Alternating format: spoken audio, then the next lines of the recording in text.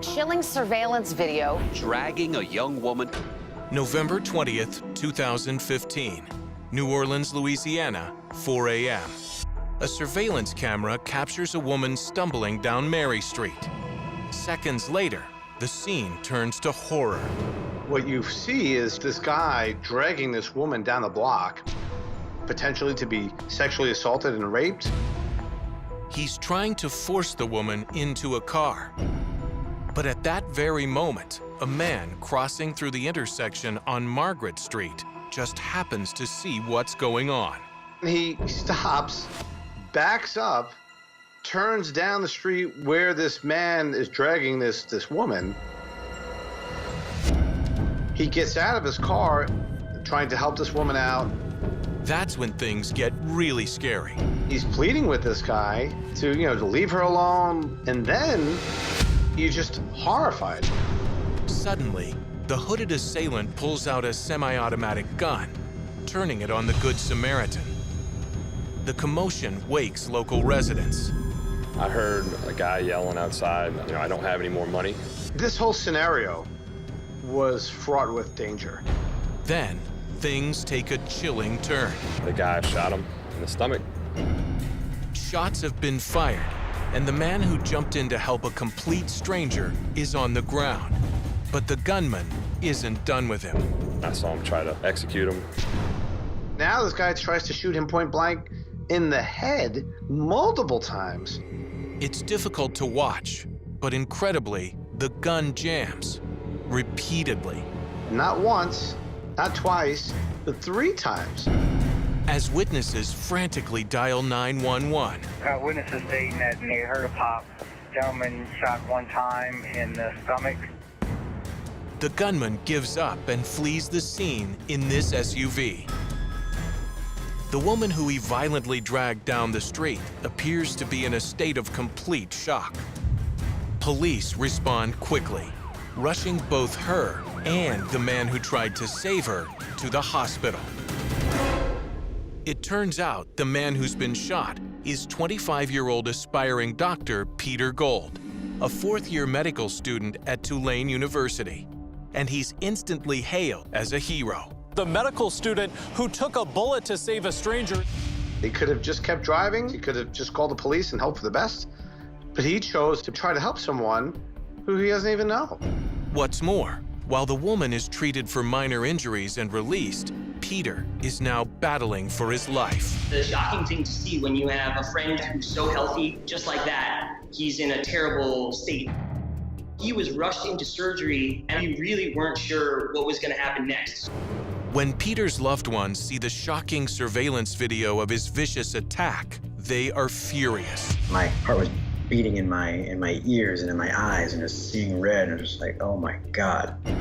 Like this, just watched my friend get murdered right in front of me. The woman Peter tried to save is traumatized and asks for privacy as she recovers.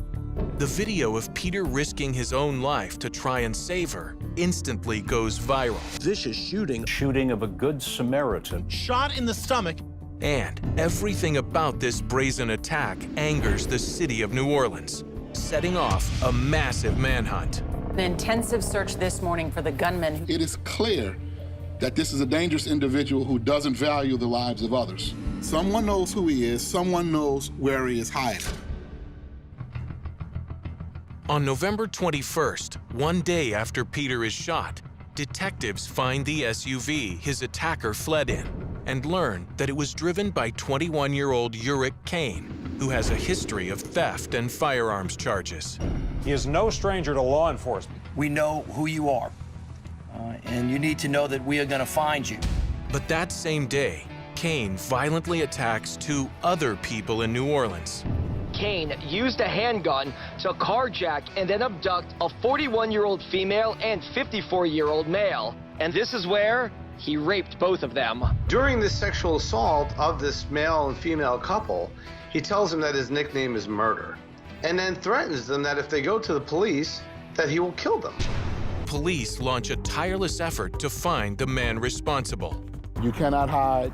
You cannot run. We are going to catch you. 3 days later, on November 23rd, 2015, they finally find Uric Kane. hiding out at his girlfriend's home. He was arrested without further incident and has given our detectives a full confession. The announcement comes on the heels of an emotional moment in Peter's hospital room. The doctors had told my parents that there was not a very high chance that I was going to survive. 2 days after surgery, I woke up and my friends and my family were all sitting around my bed in the ICU. We thought we had lost you. We thought you were dead. All of us. Peter's loved ones are incredibly relieved he has pulled through, and they are in awe of his actions. He's always been one to fight for what he believes in. It was an immense moment of courage. For Peter, it all began as a routine night after a late shift at the hospital. I was on the phone with my mom while I was driving home from work. Just a quick end of the day catch up. And I told her, hold on 1 second, something's not right. It was a fleeting moment of chance. What if Peter had been looking the other way as he drove through that intersection? But it only takes one glance to know that he has to do something. I saw a man dragging a girl down the middle of the road in a chokehold, and I couldn't drive away. You're the only person there. But from the moment Peter steps out of his car, the situation is frightening. I started yelling at him, telling him to get off this girl, leave her alone, what are you doing? He immediately dropped her and was turned from him attacking her to him attacking me. That's when Cain demands money. I didn't have any cash or anything to give him. I offered him my phone. I said, take this. And at that point, he just said, forget it. I'm going to kill you. And he shot me point blank in the stomach. Wounded and bleeding, Peter won't learn until later that Cain was pointing the gun right at his head, repeatedly trying to fire again. Realizing that part was pretty chilling. After he shot me, I fell to the ground. My back was actually to him. So the only thing I had in my head was to crawl over to my cell phone that had fallen on the ground to call my family. Peter also has no idea that his mom never hung up. She heard everything. This whole entire time she was on the phone. She heard the man robbing me. She heard the gunshot go off. It was very, very traumatizing. While he's recovering, Peter gets a letter from the woman he was trying to protect. She thanked me for saving her life. She thanked me for doing the right thing when nobody was looking. And on October 31st, 2016, Uric Cain is sentenced to 54 years behind bars for Peter's shooting and for kidnapping and raping a couple the next day. In a statement, Peter says the ordeal has left him in disbelief, saying he's lucky to be alive, and there is no reason for this terror. How could somebody act so violently? It's very easy to say, oh, that person's crazy, but we're also part of the problem. I had to get shot in the stomach to really put myself into someone else's shoes and realize that society has failed somebody like him. Vowing to do something about it, Peter, along with the friends who kept vigil at his bedside, start a foundation called Strong City, which partners with organizations that help at-risk youth. Our goal is working at the root of the problem, trying to give mentorship and guidance and opportunity to kids so that eventually they don't turn into 20-year-olds that want to act violently. It's about let's not wait until something terrible happens. It was really an awakening for Peter. It was a reset for him. He was going to use this experience to try to do something positive. What really stuck with me was that he really didn't understand the amount of pain or the anger or what must have happened in someone's life to put them in a situation where someone would do what happened to Peter, and to wrap his head around like what must have gone so terribly wrong in this young person's life that they would have done something like this that would have endangered his life and the life of the woman in the video.